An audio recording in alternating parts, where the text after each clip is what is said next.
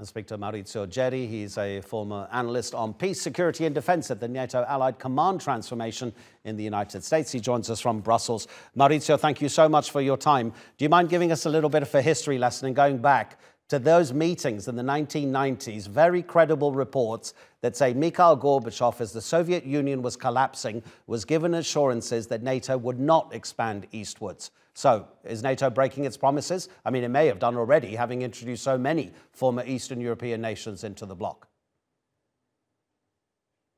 Well, as our Secretary General said, this 31st member will make Finland safer and NATO stronger. This is a free defense alliance that receives requests from many countries, free sovereign countries, to participate and enter as members. So Finland has been invaded 2 times from Soviet Union last century, and there is a reason why Finland feels safer in NATO, because we have Article 5 that says we have an attack on one is an attack on everyone. This is the concept of deterrence. The deterrence theory works in international relations since thousands of years. When you have a possible attack from someone, you have to make sure that this attack has costs that are higher than benefits.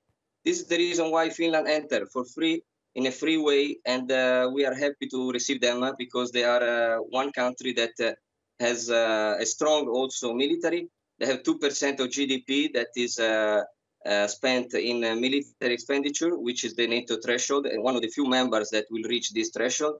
And they have a great number of kilometers, 1,300 kilometers with Russia. And this will double the border with Russia and will make NATO safer.